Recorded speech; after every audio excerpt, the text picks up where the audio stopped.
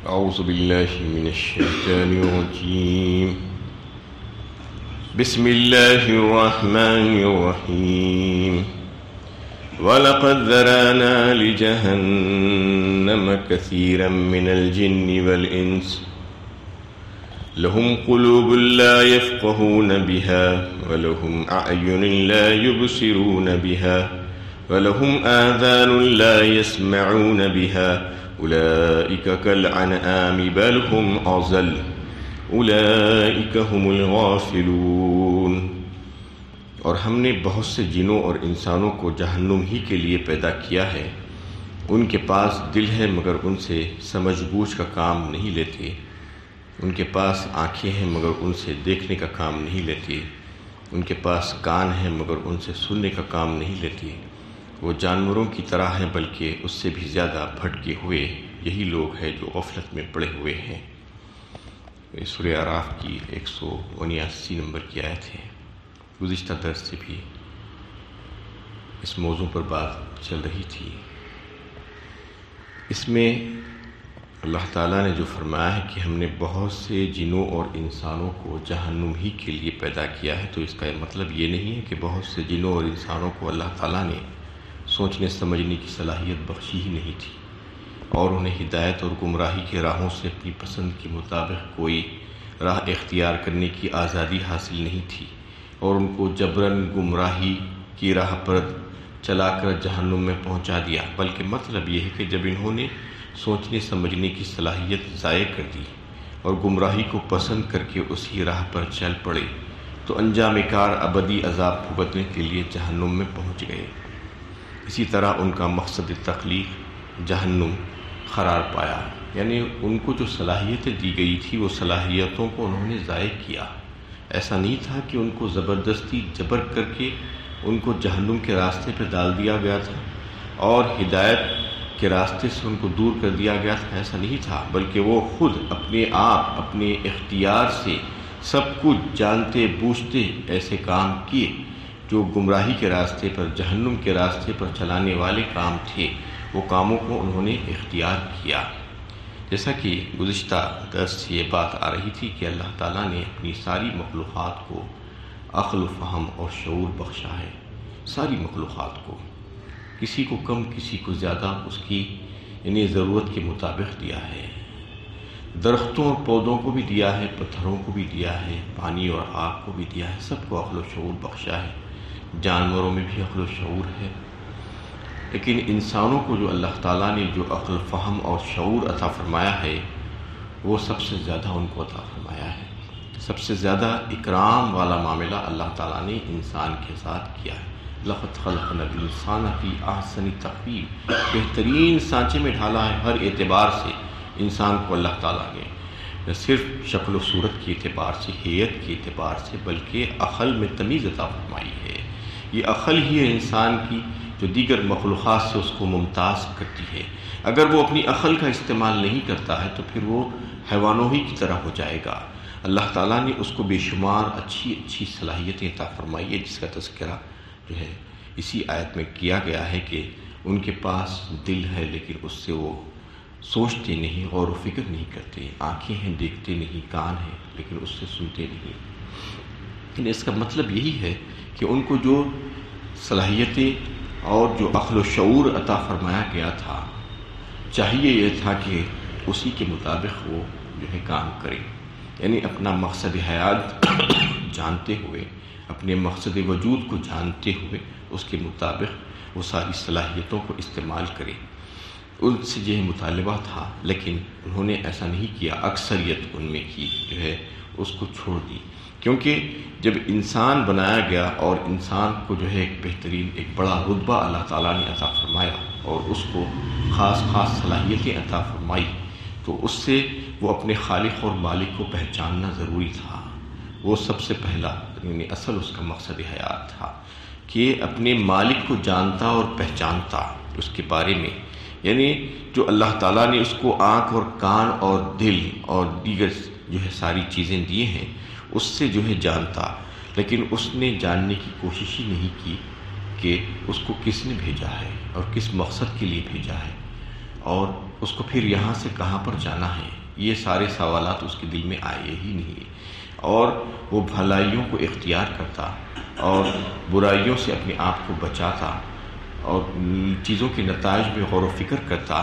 یہ ساری چیزیں کرنے کے لیے اس کو عقل اور تمیز دی گئی تھی، شعور دیا گیا تھا، لیکن وہ یہ کام کرنے کے بجائے جانوروں والے کام کرنے لگا۔ جانوروں کو بھی دل و دماغ ہیں، آنکھیں ہیں، کان ہیں، ان کے پاس بھی یہی سب چیزیں ہیں، لیکن وہ اس کا استعمال کیسا کرتے ہیں؟ صرف کھانے پینے کی حد تک، اپنی خواہش پوری کرنے کی حد تک، سونے جاگنے کی حد تک، یا اپنے کو کسی نفع حاصل کرنے اور نقصان سے بچنے کے لیے یا دشمن سے اپنے آپ کو محفوظ کرنے کی حد تک جو ہے وہ ان چیزوں کا استعمال کرتے ہیں۔ انسان بھی کم و بیش ایسا ہی کر رہا ہے۔ اور اگر آپ پوچھیں کہ یہ ہر معاملے میں ایسا کرتا ہے تو نہیں، دنیا کے معاملے میں ایسا نہیں کرتا ہے، بلکہ دنیا کے معاملے میں تو بڑا تیز و ترار ہے، بڑا تیز ہے، بڑا جو ہے یعنی اس کے بارے میں سب کچھ جانتا ہے۔ یعلمون ظاہرا من الحیات الدنیا وہم عن الآخرۃ ہم غافلون، فرمایا سورہ روم 21ویں پارے میں۔ خوب اچھا جانتا ہے وہ دنیا کی ظاہری چمک دمک، یہاں کی ظاہری حالات سے خوب واقف ہے، اس کے بارے میں اچھی طریقے سے جانتا ہے، لیکن آخرت کے معاملے میں غافل ہے۔ یعنی دنیا کے معاملے میں دیکھیے کہ ہر معاملے میں کیسا پھونک پھونک کر قدم اٹھاتا ہے، کیسے اس کے بارے میں تحقیقات کرتا ہے، پتہ چلاتا ہے کہ اس میں فائدہ ہے یا نقصان ہے، مجھے کہاں پر جانا ہوگا، کہاں پر نہیں جانا ہوگا، سب کچھ جو ہے جاننا چاہتا ہے پہلے، اور سب کچھ جانتا ہے، لیکن آخرت کے بارے میں کچھ بھی فکر نہیں کرتا۔ بڑے بڑے سورما، بڑے بڑے دانشور کہلانے والے دنیا میں جو بڑے بڑے لوگ گزرے ہیں، لیکن انہوں نے بھی ایسے ہی کام کیے، جیسا کہ قارون، فرعون، حامان، کتنی ترقیاں کی دنیا میں، لیکن ناکام ہوئے، جہنم رسید ہوئے۔ ان کے تعلق سے قرآن میں فرمایا گیا کانوا مستبصرین، یعنی وہ بڑے روشن خیال تھے، ترقی پسند تھے، دنیا میں بہت ترقیاں کی تھی انہوں نے، دنیا میں ایسے بیوقوف نہیں تھے وہ کہ ایسا ہی دنیا میں گزار دیا اپنی زندگی، بلکہ دنیا میں بہت بڑے بڑے کہلائے، بڑے ترقی پسند کہلائے، روشن خیال کہلائے۔ پچھلی قوموں کے حالات بھی اللہ تعالیٰ اسی وجہ سے بیان کرتے ہیں کہ ان کو ہم نے خوب قوت اور طاقت عطا فرمائی تھی، لیکن انہوں نے اس کا استعمال صحیح نہیں کیا۔ یہی چیز جو ہے ان کے اوپر بھی صادق آتی ہے کہ ان کو جو صلاحیتیں عطا فرمائی گئی تھی، وہ صلاحیتوں کو انہوں نے کہیں اور پر لگا دیا، اس کی وجہ سے وہ ہلاک و برباد ہو گئے۔ وہ قوموں کے واقعات بار بار آپ کو سننے میں ملتے ہیں قرآن میں، یہ بتانے کے لیے کہ دیکھو عبرت حاصل کرو، نصیحت حاصل کرو ان قوموں سے کہ جن کو ہم نے ایسی قوت اور طاقت اور صلاحیتیں بخشی تھی، لیکن اس کا انہوں نے غلط استعمال کیا، غلط استعمال کر کے وہ تباہ و برباد ہوئے۔ آج دنیا میں دیکھیے کہ بڑے بڑے کہلانے والے دانشور اور جو ہے ہوشیار قسم کے جو لوگ ہیں، وہ کیا کیا نہیں کر لے رہے ہیں دنیا کی ترقی کے سامان۔ چاند پر پہنچ گئے ہیں، مریخ پر پہنچنے کی تیاری ہے، سمندروں کے اندر محلات بنا رہے ہیں، اور کیا کیا دنیا میں ترقیاں کرتے ہوئے نظر آتی ہیں۔ لیکن یہ ساری ترقیاں کس کے لیے ہیں؟ صرف دنیا کی زندگی کی حد تک، اور دنیا میں جو انسان کو اللہ تعالیٰ نے جو بدن عطا فرمایا ہے، جو جسم عطا فرمایا ہے، اس کو اس کی دیکھ بھال کے لیے، اس کو اچھا رکھنے کے لیے، اس کو جو ہے کھلانے پلانے کے لیے، اس کی عیش و عشرت کے لیے، اور اپنے اہل و عیال اور دیگر جو ہے چیزوں کی دیکھ بھال کے لیے، یہ ساری دنیا کی ترقی چل رہی ہے۔ صرف بدن کے لیے چل رہا ہے یہاں پر معاملات، یعنی راحتوں کے سامان مہیا کیے جا رہے ہیں اسی بدن کو، جو بدن گل سڑ جانے والا ہے، مٹی میں مل جانے والا ہے، وہ بدن کے لیے اتنی محنتیں ہو رہی ہیں جو ختم ہو جانے والا ہے، اور جو روح ہے وہ رہ جانے والی ہے، وہ روح کے لیے کچھ بھی کام نہیں ہو رہا ہے۔ جو بڑے ہوشیار اور عقل مند کہلاتے ہیں دنیا کے بڑے بڑے لوگ ہیں، وہ جو ہے کیا کام کر رہے ہیں؟ بس دنیا ہی میں کام کر رہے ہیں، اپنے جسم کے لیے کام کر رہے ہیں، اپنی روح کے لیے کچھ بھی کام نہیں کر رہے ہیں۔ اور پھر دیکھیے کہ آخرت والی جو زندگی ہے، آخرت یعنی وہ دائمی راحتیں ہیں وہاں کے لیے، یہاں کی جو چیزیں ہیں یہ ختم ہو جانے والی ہے، عارضی ہے، عارضی کے لیے تو اتنی محنتیں ہو رہی ہیں، دائمی کے لیے کچھ فکر ہی نہیں ہے، غفلت ہی غفلت ہے وہاں کے لیے۔ اگر دیکھا جائے تو کافر اور مشرک تو ان کا تو عقیدہ یہی ہے کہ یہیں پر جینا، یہیں پر مرنا ہے، ان ہی الا حیاتنا الدنیا نموت و نحیا وما نحن بمبعوثین، سورہ مومنون 18ویں پارے میں جو ہے اللہ تعالیٰ نے ان کا قول نقل فرمایا کہ وہ یہ کہتے ہیں کہ یہیں پر جینا ہے، یہیں پر مرنا ہے، کوئی اٹھانے جانے والے کا معاملہ نہیں ہے۔ اس کے بعد کوئی زندگی نہیں ہے، اس لیے خوب مزے کر لو، مستی کر لو، عیش و عشرت کر لو یہیں پر، اسی زندگی میں، اسی دنیا میں، یہ ان کا عقیدہ ہے۔ لیکن مسلمان کہلانے والے جن کے پاس تو یہ عقیدہ موجود ہے کہ اس زندگی کے بعد ایک اور زندگی ہے، ایک طویل زندگی، نہ ختم ہونے والی زندگی، اور وہاں کی ساری چیزیں چاہے وہ راحتیں ہوں چاہے کلفتیں ہوں ختم نہیں ہوں گی، دائمی ہوں گی، تو پھر وہ تو تیاری کرنا چاہیے اپنی روح کے لیے اور اپنی آخرت کے لیے۔ وہ اتنے بے فکر کیوں ہو گئے ہیں، ان کے نقش قدم پر کیوں چل رہے ہیں، جبکہ اللہ کے نبی صلی اللہ علیہ وسلم نے تو فرما دیا کہ مومن کے لیے یہ دنیا خیر خانہ ہے اور کافر کے لیے جنت ہے۔ ہمارے لیے یہ جنت نہیں ہے، دنیا کو ہمارے لیے اللہ تعالیٰ نے جنت بنا کر نہیں بھیجا ہے، بلکہ یہاں پر فکر کرنے کے لیے بھیجا ہے، یہاں پر محنت کرنے کے لیے بھیجا ہے، یہاں پر جو ہے ایک انسان مشکلات سے دوچار ہوگا، اس کو قربانیاں دینا ہوگا، اس کو اپنے ساری چیزوں کو چھوڑنا ہوگا، اس کو اپنی نفس کی خواہشات کو ترک کرنا ہوگا۔ یہ ساری چیزیں کر کے اگر جائے گا تو اللہ کو راضی کرے گا، تو پھر وہاں پر جا کر اس کو جنت ملے گی۔ لیکن یہیں پر اگر جنت کی تلاش کریں گے تو وہ تو کافر کے لیے ہے، مومن کے لیے نہیں ہے۔ لا یغرنک تقلب الذین کفروا فی البلاد متاع قلیل ثم مأواہم جہنم وبئس المہاد۔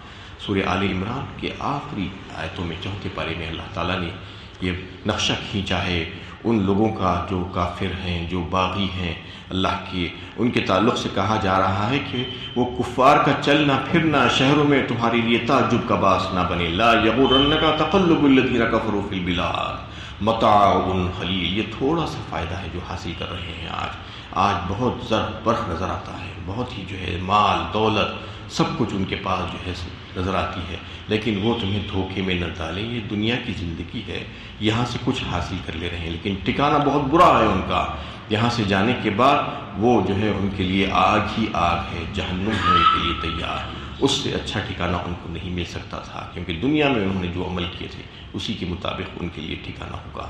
تو اس آیت میں اللہ تعالیٰ نے جو ہے متنبع کیا ہے، خبردار کیا ہے ان تمام لوگوں کو جو اللہ تعالیٰ کی دی ہوئی صلاحیتوں کا غلط استعمال کر رہے ہیں، تو ان کو کہا گیا ہے کہ اولئک کالانعام، یہی لوگ ہیں جو جانوروں کی طرح ہیں۔ مطلب یہ ہے کہ جانور جو کام کر رہے ہیں یہ لوگ بھی وہی کام کر رہے ہیں، یہ انسان ہو کر بھی وہی کام کر رہے ہیں۔ جانور کیا کام کرتے ہیں؟ کھاتے پیتے ہیں، سوتے جاگتے ہیں، اپنی خواہش پوری کرتے ہیں، اپنی جنسی خواہش پوری کرتے ہیں، اولاد پیدا کرتے ہیں۔ یہ سارے کام جو جانور کرتے ہیں وہی کام اگر انسان کرے گا تو دونوں میں فرق کیا ہوگا، یہ بتایا جا رہا ہے۔ دونوں میں جبکہ زمین آسمان کا فرق ہے، ایک انسان اور ایک حیوان کو اللہ تعالیٰ نے الگ الگ بنایا ہے، عقل و شعور میں زمین آسمان کا فرق ہے، تو پھر وہ فرق رہتے ہوئے بھی اگر وہی کام کریں گے تو پھر جانور ہی کہلائیں گے۔ بل ہم اضل، فرمایا نہ صرف جانور بلکہ اس سے زیادہ گمراہ۔ کیوں اس سے زیادہ گمراہ؟